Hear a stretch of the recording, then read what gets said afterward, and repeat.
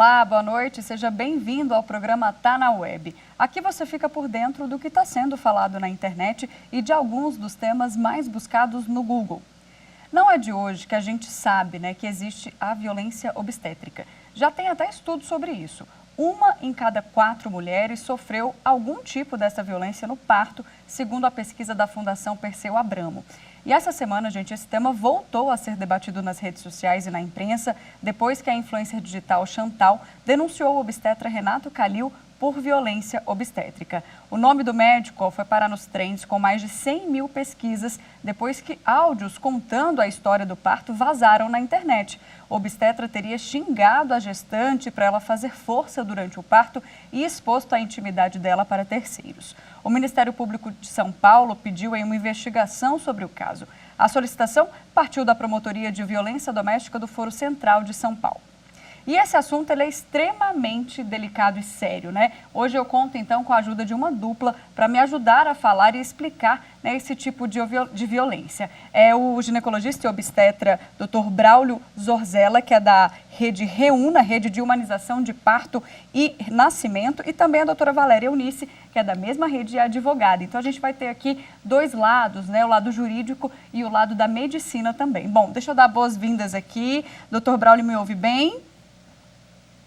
Sim, boa noite, Mariana. Seja bem-vindo, doutora Valéria, também. Muito bem, boa noite, Mariana. Bom, agradeço pelo convite. Imagina, a gente que agradece a presença de vocês aqui ao vivo nessa quarta noite.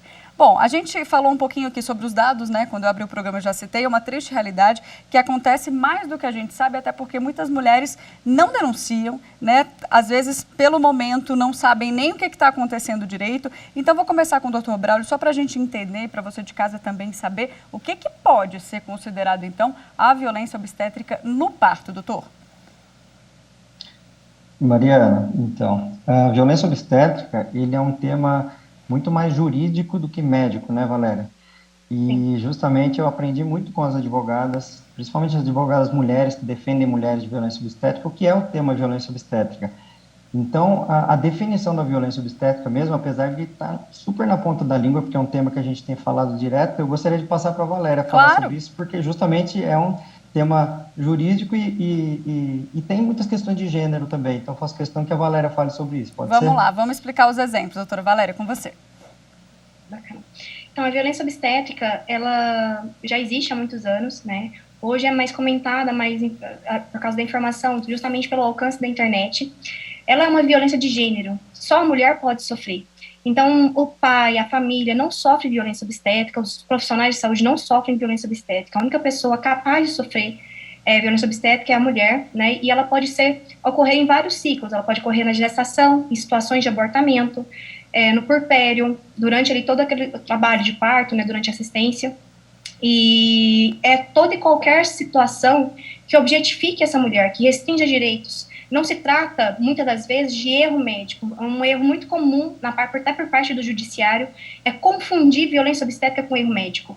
Na verdade, na maioria das vezes, ocorre uma patologização de processos naturais do parto, excesso de medicamentos, restrições de direitos, como, por exemplo, violação ao direito do acompanhante, e outras violências, como violência verbal, violência física, emocional, psicológica. Nós temos um dossiê, hoje, disponível no Senado Federal, que chama Dossiê Parirás com Dor, Então, mulheres, um coletivo de mulheres, Parto ao Princípio, esteve encabeçando aí esse movimento, e hoje tem um dossiê formal, justamente para falar sobre violência de gênero, e nós estamos avançando em muito.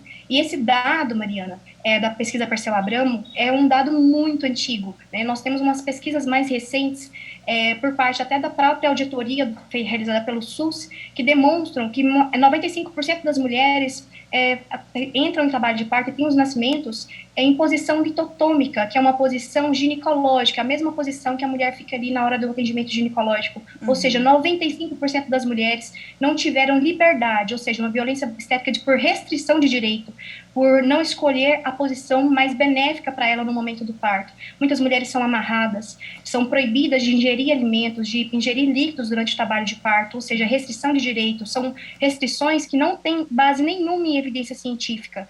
Então, todas as vezes que uma mulher é tirada da sua autonomia, que é feito algum procedimento de forma que objetifique ela, Então, por exemplo, eu tenho esse copo, né? Quando eu vou tomar água nesse copo, eu posso colocar água, lavá-lo, quebrá-lo, eu não peço autorização para ele. Então, qualquer procedimento que eu fizer com uma mulher, com uma paciente, em que eu trato ela de forma semelhante a algum objeto, sim, se você analisar, você vai chegar ao termo violência obstétrica, né? Então, tudo que tira a autonomia, que tira o consentimento. Então, são várias condutas. Muitos estados, aqui no estado de Goiás, nós temos uma lei 19.790, vários estados nós temos leis exemplificativas, né? Que fala sobre situações, exemplificando o que é uma violência obstétrica. Então, restrições de direitos, patologização, tudo isso que eu disse, são vários os exemplos. Sim, verdade. vários. Deixa eu só, me chamou muita atenção, inclusive estava aqui no roteiro de perguntas, mas eu vou até sair do roteiro de perguntas porque você já citou isso. Eu estava lendo, né, toda vez que eu venho apresentar o programa, a gente se prepara para isso, lê muita coisa, e eu li vários relatos sobre essa questão de amarrar a gestante na maca. Doutor, por quê? O que acontece? Né? O que a mulher pode fazer no momento que ela está parindo uma criança? Por que amarrar? É pela dor? O que acontece? Eu achei assim tão absurdo que eu falei, eu preciso perguntar o porquê. Se é tão comum assim. Pois é, Mariana, infelizmente ainda é bastante comum.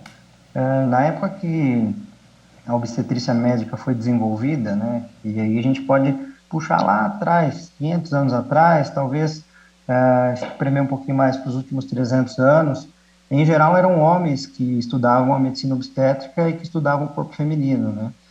Então, como a Valéria bem falou, o corpo feminino, não só dentro da medicina obstétrica, como dentro da cultura geral da sociedade, ela foi sempre muito vista como objeto, né? E a gente está agora no momento de desconstrução disso tudo. E, então, os estudos obstétricos, eles foram feitos de uma forma, inclusive, se a gente for remeter a um passado não tão distante, 100, 120 anos atrás, onde eram feitos com escravas negras que eram obrigadas a submeter alguns procedimentos para testes. E o que aconteceu foi que, durante muitas décadas, né, se a gente pegar o século XX todo, aí, durante muitas décadas, haviam cartilhas dentro da medicina obstétrica que determinavam algumas condutas, dentre elas essa que você citou, a posição ginecológica, com a mulher amarrada, né, no intuito da pessoa não cair da maca, ou talvez de não ser contra aquilo que estava fazendo, ou não colocar a mão onde achavam que não deveria colocar, algo desse tipo. Então, o parto ele foi sendo padronizado, né? No século XX ele foi padronizado como uma receita de bolo mesmo, e havia inúmeras regras, né? A gente costuma dividir em 3 grandes pontos fortes assim, do parto do século XX, que um parto uma dessas partes é o parto quanto mais rápido, melhor, né? Então, haviam justificativas, né? Tanto na parte técnica, acreditava-se que um parto muito rápido o bebê talvez sofreria menos que um parto lento. Então, naquela época, eureka, vamos acelerar todos os partos. Então, uma lista de procedimentos, como, por exemplo, romper a bolsa de todas as mulheres artificialmente, colocar ocitocina em todas, indicar a hora de elas fazerem força sem esperar que elas tivessem essa vontade, né? Colocar a ocitocina para dar mais contrações e acelerar o parto. Então, são vários itens de aceleração do parto com essa intenção, achando que isso ia melhorar a sobrevida dos bebês. E também foi o século onde o parto entrou dentro dos hospitais e acumularam-se pessoas para ter bebês no mesmo local, né? Então tinha que acabar rápido esse parto, porque tinha a próxima para chegar no lugar. Então fortalecia esse ponto do mais rápido, melhor. O segundo ponto, que era o quanto mais limpo, melhor, né? Então acreditava-se que tinha que ser totalmente limpo. Hoje em dia a gente sabe que tem muitas bactérias do bem, naquela época não se sabia isso. Então colocava uma lista de coisas do tipo, vamos fazer lavagem intestinal, raspar todos os pelos, colocar antibiótico em todas as mulheres, seja antes ou depois do parto, passar produtos estéreis para limpar a vagina da mulher, colocar campos estéreis como se fosse uma cirurgia, os médicos vestidos de cirurgião como se fosse uma cirurgia. Isso tem resquícios ainda, muitos ainda fazem assim, que não é mais recomendado, né? E o terceiro ponto, que talvez é o mais forte e que leva a esse ponto da violência obstétrica, que era a figura central do parto não ser mais a mulher, e sim ser o médico como decisor.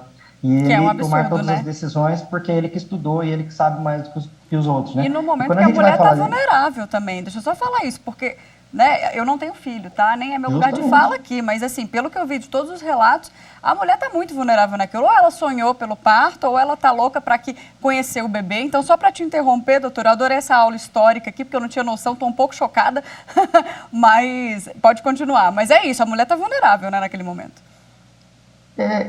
Eu diria vulnerável, mas eu diria também que ela está num lugar, quando a gente permite que ela esteja nesse lugar de instinto puro, né, que faz parte da fêmea mamífera, que é uma mulher, assim como todas as fêmeas mamíferas, quando vai para aquele instinto puro, quando ninguém atrapalha ela nesse momento, ela vai para esse caminho e faz parte, né? E é possível defender isso naquele momento? Existem caminhos, a gente pode até falar do plano de parto, que é um momento racional, onde vai ser feito no pré-natal, para que tudo seja conversado antes, para que nesse momento que ela esteja no seu instinto, que as decisões sejam mais fáceis e que ela já tenha declarado a sua vontade antes, para que ela não precise ficar pensando muito nesse momento, né? Tudo isso faz parte da conversa do pré-natal, inclusive, né? Tá. Doutora, agora, pegando esse caso, né, a gente está acompanhando que a cada dia surgem novas denúncias relacionadas ao mesmo médico, né, de que ele teria também, enfim, praticado a violência obstétrica com outras mulheres. O que é que pode acontecer nesse caso, né? Ele está sendo investigado, ele foi denunciado, ele pode perder o direito, né, de exercer a medicina ou não? Quais são as consequências jurídicas? Então, nós temos, no caso de violência obstétrica, a gente tem alguns nichos, né, algumas áreas a ser trabalhadas. Pode configurar alguma violação civil, alguma que gere alguma indenização, que no caso dela me parece nítido, né, tudo isso. Consequências criminais. Então, por exemplo, no caso dele, eu analisando o que veio ao conhecimento, né, pode ter configurado crime de lesão corporal, crime de tortura, né? Então, alguns crimes mais gravosos absorvem os menos danosos, né? Os menos graves. Então, pode ser também configurado maus tratos, difamação, injúria, né? Então, tudo isso pode ter uma penalidade na esfera, por exemplo, criminal, né? Mas nós temos uma esfera que é a esfera que disciplina os profissionais, né? Que corrigem essas faltas éticas, né? Que são cometidas por alguns profissionais. Não só os médicos, né? Porque o agente, ele não o agente da violência obstétrica pode ser qualquer um. Não necessariamente um médico, né? Pode ser um enfermeiro, pode ser um recepcionista de uma maternidade, né? Mas quando é praticado por um agente, um profissional que tem um conselho de classe, ele pode ser responsabilizado por advertência, censura. Então, para isso, ou até a suspensão, né? Ou a perda, dependendo da gravidade do caso. Então, é muito importante que se tenha denúncias. E eu sensibilizo, Mariana, para entrar no espaço, que é solidariedade a todas essas vítimas, porque eu vi muitas pessoas julgando a Chantal por não ter falado, por não ter mencionado, por ter elogiado o médico. Geralmente, as vítimas de violência obstétrica, elas não impulsionam, porque elas chegam em fase de puerpério, né? Elas entram num outro ritmo, ela não consegue assimilar a violência que sofreu ali naquele momento. Então, até peço assim, até que para a população parar de fazer isso com ela, porque... Ela fala isso, inclusive, né, no áudio, ela fala, gente, eu não sabia nem onde eu estava em outro mundo ali, né, com tanta dor, com tanta adrenalina no momento. Muita vulnerabilidade. Então, assim, já é muito pesado para essas mulheres. Então, a gente responsabilizar, imputar a elas a responsabilidade de atuar contra o agente, o agressor, né? A gente tem muitos casos. A violência obstétrica é uma violência sexual. E quem falou isso não foi a Valéria, foi o Ministério Público Federal em audiência pública. Mas por quê? Porque viola os direitos sexuais das mulheres. Então, não é violência sexual, mas pura e simplesmente um estupro, né? Então, ele afetou ali a dignidade sexual dela, porque o parto, ele faz parte desse direito reprodutivo da mulher. Então, só para você ter uma ideia, que a gente pode ter outros agentes para responsabilizar esses profissionais. Por exemplo, a notificação compulsória. A gente tem uma lei federal, que é a Lei 10.778 de 2003, que obriga todo e qualquer profissional relacionado à saúde, tanto no âmbito público ou privado, a notificar as violências obstétricas ocorridas em estabelecimento de saúde. Isso não é realizado, ou seja, infração sanitária. Então, além de todas as infrações cometidas éticas, né, ele também pode ter uma responsabilidade sanitária a respeito, inclusive, dos agentes omissos, das pessoas que assistiram e não nada fizeram. Nada, Por né? quê?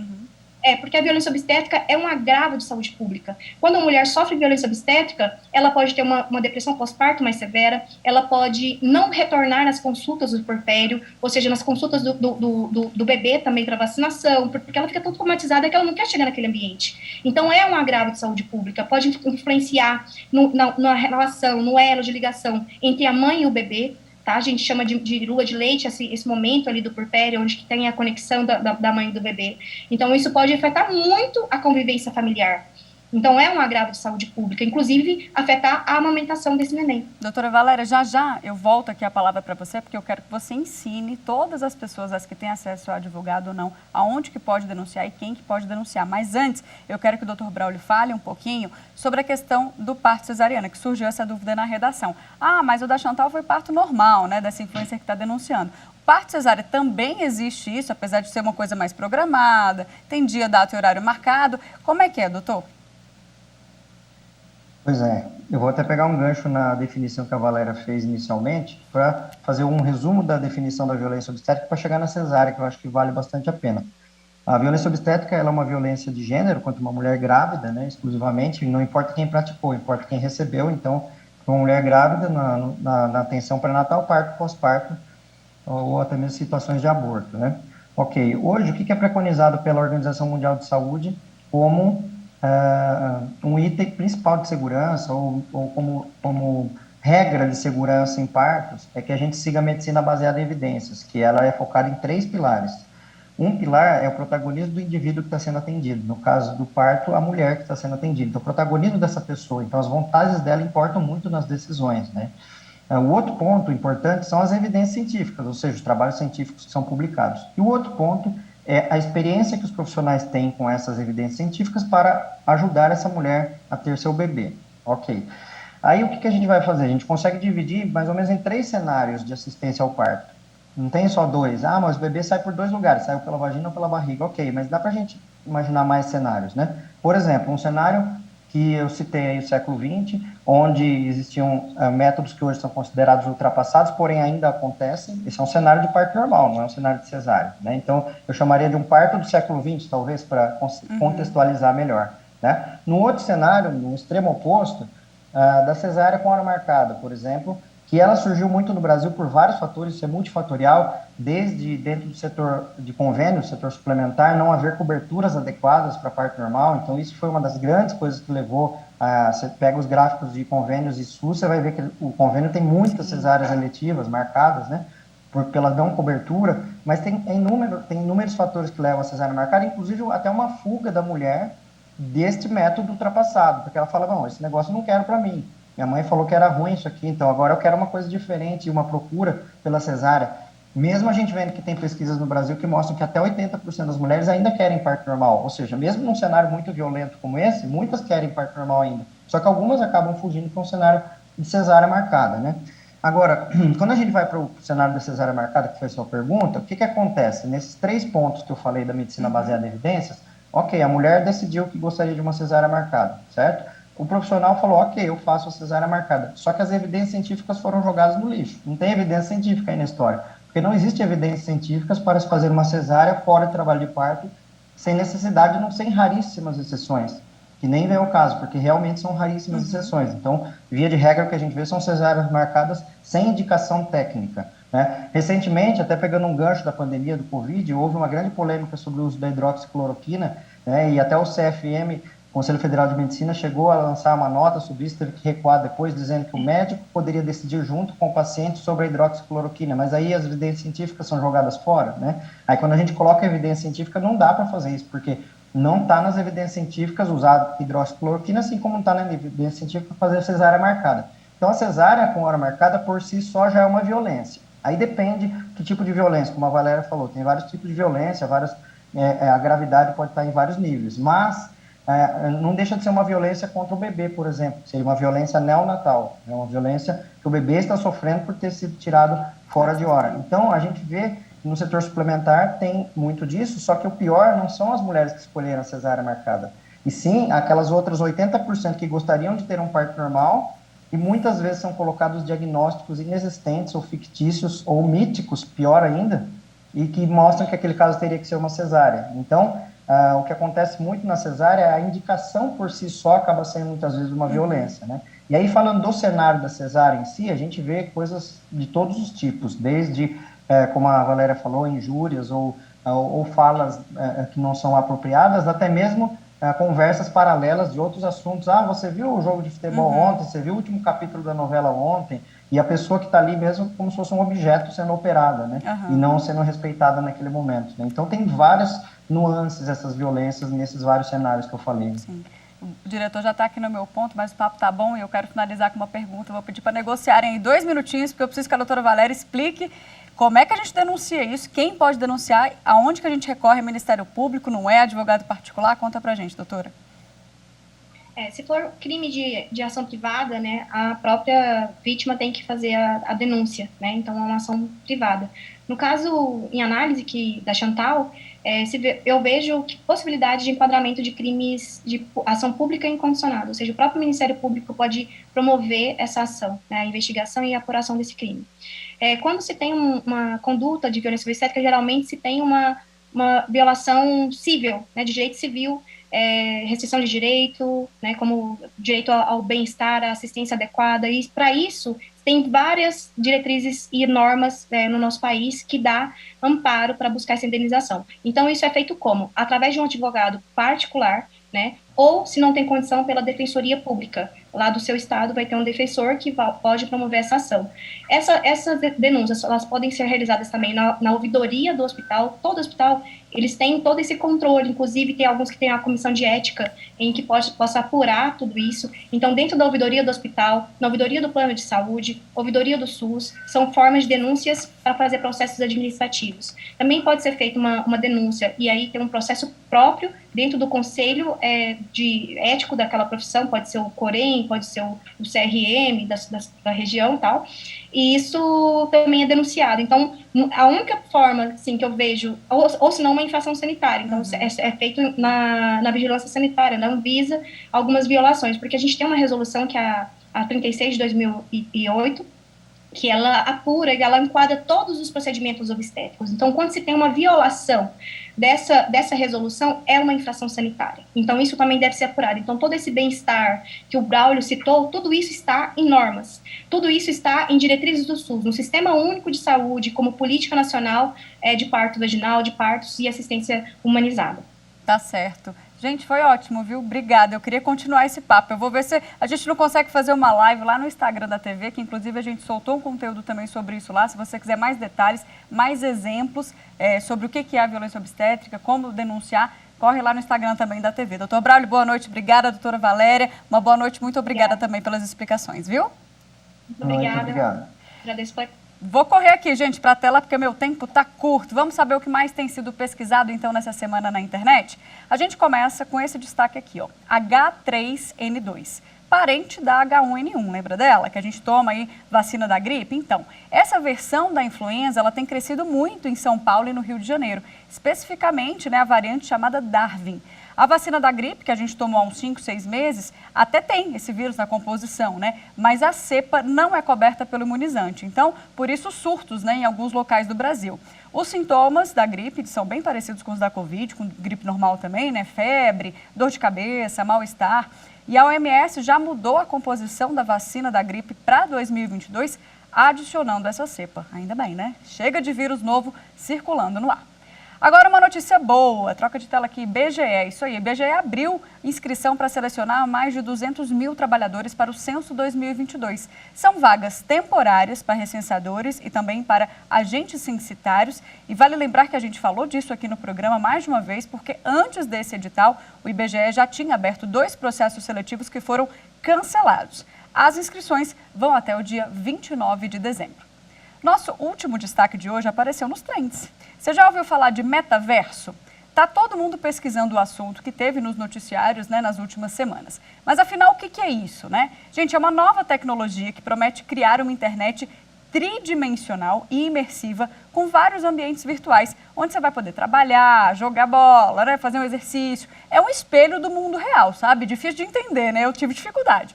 Mas para acessar esse mundo tecnológico vai ser preciso uma tecnologia como óculos, um fone, coisa de outro mundo. Mas ainda não tem data certa aí para acontecer e chegar no Brasil. Mesmo assim, está mexendo até com o mercado financeiro. Então, se eu fosse você, eu dava um Google aí em metaverso para ficar ligado no que vem por aí nas próximas gerações. A gente vai agora, então, para um rápido intervalo. Eu te espero no próximo bloco com Fake News. Não saia daí.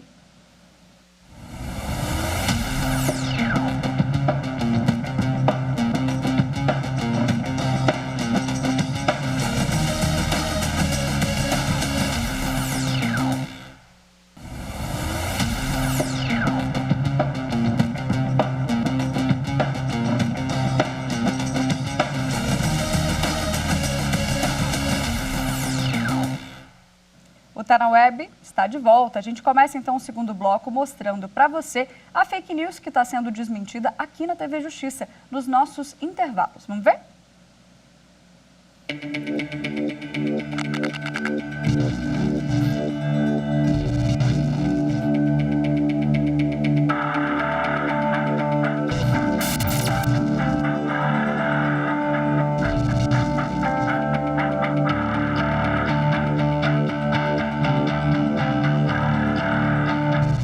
As afirmações de que é possível detectar lesões causadas pela vacina em exames ou mesmo em autópsias não são verdadeiras.